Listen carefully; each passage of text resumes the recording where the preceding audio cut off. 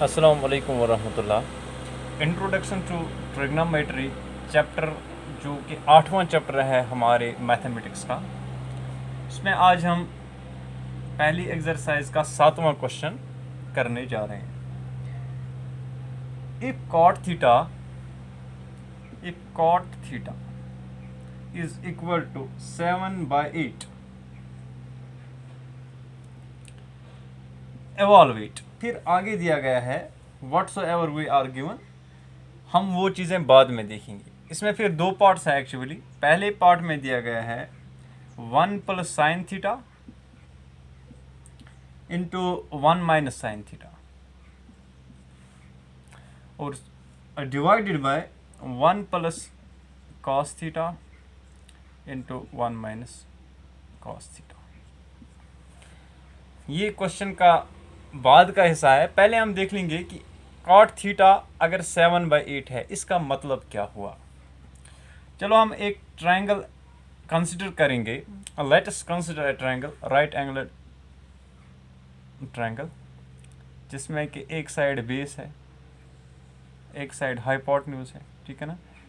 Late this be base, this be hypotenuse and this be perpendicular. अब जब cot theta की हम बात करते हैं, कॉट थीटा का मतलब क्या हुआ कि tan का रेसिप्रोकल, और tan थीटा का वैल्यू होता है परपेंडिकुलर ओवर बेस। इसका मतलब क्या हुआ कि कॉट थीटा का वैल्यू क्या आएगा, बेस और परपेंडिकुलर, ठीक है। अगर बेस और परपेंडिकुलर है 7/8, it means if base is equal to 7 then perpendicular is equal to 8। यहाँ पे मैं परपेंडिकुलर इस साइन से रिप्रेजेंट कर रहा हूँ, आप P से भी रिप्रेजेंट कर सकते हैं। Now the third side of the triangle, that is, अगर हम इसको बेस मान लें और ये परपेंडिकुलर है, बेस हमारी है 7 और परपेंडिकुलर है 8, ठीक, 8। ये ट्रायंगल एक्चुअली ऐसे नहीं बनेगी, इसमें परपेंडिकुलर थोड़ा सा लंबा हो जाएगा। This is 7, this is 8 and we have to find out the third side of the triangle, that is hypotenuse. तो वो बाय अप्लाइंग पाइथागोरस थ्योरम, वो चीज़ें मैं यहाँ पे नहीं लिख लूँगा, डायरेक्टली मैं लिखूँगा कि hypotenuse square is equal to base square plus perpendicular square, ठीक। इसका मतलब हमें हाइपोटेन्यूज ही चाहिए ना। हाइपोटेन्यूज स्क्वायर कितना आएगा, base square that is 7 square plus perpendicular square that is 8 square, okay. और हाइपोटेन्यूज स्क्वायर कितना आएगा, 7 7 are 49 plus 64, 8 8 are 64, 49 plus 64 that is 113। तो हमें एच चाहिए, एच स्क्वायर नहीं चाहिए, तो इसमें अंडर रूट आएगा 130, ठीक है ना। चूंकि ये परफेक्ट स्क्वायर नहीं है 113, लिहाजा हम ऐसे ही लिखेंगे अंडर रूट 113। तो ये हमें आ गया यहाँ पे थर्ड साइड का वैल्यू, अंडर रूट ऑफ 113। इसमें कोई यूनिट्स नहीं दिए गए हैं, ना सेंटीमीटर्स ना मीटर्स ना कुछ भी, तो हम भी कोई यूनिट नहीं लिख रहे। ये ट्रायंगल मैं नए सिरे से बना रहा हूँ, ठीक है ना। यहाँ पे इसमें परपेंडिकुलर थोड़ा लंबा, this is 8, this is 7 and this is 113. This is perpendicular, this is base, this is hypotenuse. अब हमें जो क्वेश्चन में दिया गया है पहले पार्ट में कि आपको ढूंढना है 1 plus sine theta into 1 minus sine theta divided by 1 plus cos theta into 1 minus cos theta। अगर हम यहाँ पे एक फॉर्मूला अप्लाई करें कि a plus B into A minus B, वो होता है A square minus B square, ठीक।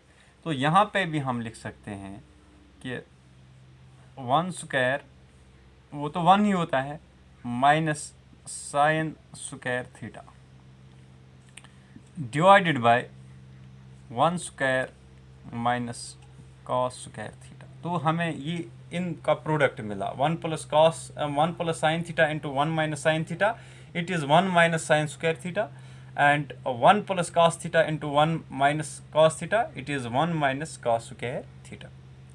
अब यहाँ पे हम देख लेंगे कि साइन स्क्वायर थीटा का वैल्यू क्या आएगा और कॉस स्क्वायर थीटा का वैल्यू क्या आएगा, वही हम अप्लाई कर रहे हैं, ठीक है ना। तो आप थोड़ा सा ध्यान दीजिए, यहाँ पे मैं ये पोर्शन बोर्ड का रब कर रहा हूँ।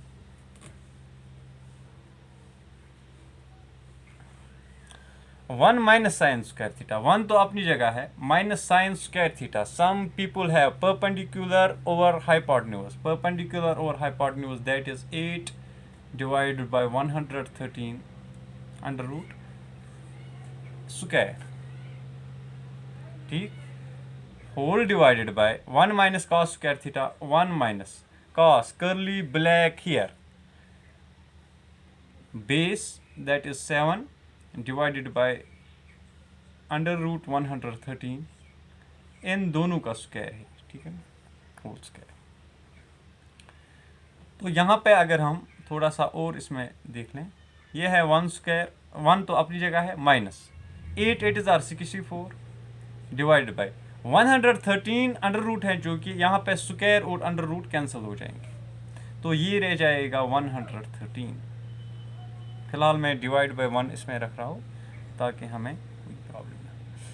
Whole divided by 1 minus 7 7 are 49, square चूंकि दोनों का है ना, divided by 113 into 113, square root cancel हो जाएगा, तो ये 113 रह जाएगा। Under root 113 into under root 113, that is 113। अब यहाँ पे देख लेंगे, नेक्स्ट स्टेप में फिर से ऊपर लिख रहा हूँ,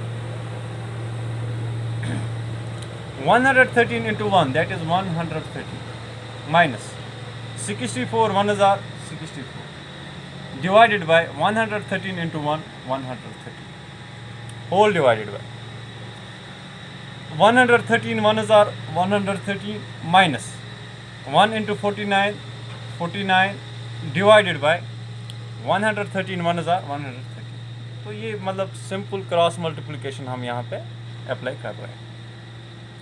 अब देख लेंगे कि इसका वैल्यू हमें क्या मिल रहा है।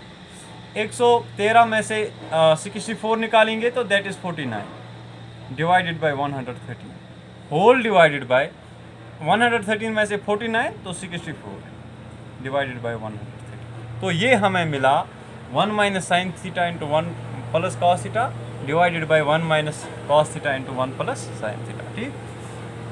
अब यहाँ पे हम देख लेंगे, क्या हमें पता है कि अगर हमें कोई नंबर ऐसा होगा a by B divided by C divided by D, तो हम इसको लिखते हैं a divided by B into D divided by C, क्या ना, बहुत आसान है, सीख लिया हमने 7th क्लास में ये सब चीज़। तो यहाँ पे हम लिखेंगे 49 divided by 113 into 113 divided by 64, यानी जो डिवाइड बाई यहाँ पे था इसका रेसिप्रोकल हमने यहाँ पे लिया। 113 कैंसिल हो जाएंगे, तो हमें जो फाइनल रिजल्ट मिला दैट इज 49 डिवाइडेड बाई 64। तो this is the value that we needed to find out. अब इसमें दूसरा पार्ट भी दिया गया है इसी क्वेश्चन में, क्वेश्चन नंबर 7 में दूसरा पार्ट जो है that is cot square theta. Cot square theta means cot theta square whole square. अब कॉट का वैल्यू हमें वहीं से दिया गया है 7/8, कॉट थीटा का वैल्यू है 7/8, क्वेश्चन में ही दिया गया है। इसका मतलब जब हम स्क्वायर करेंगे तो it will be 7 divided by 8 whole square. Again 7 7 are 49 divided by 8 8 are 64, तो इसका वैल्यू भी हमें मिला 49/64। So these are the 2 parts of the question number 7 that we have solved.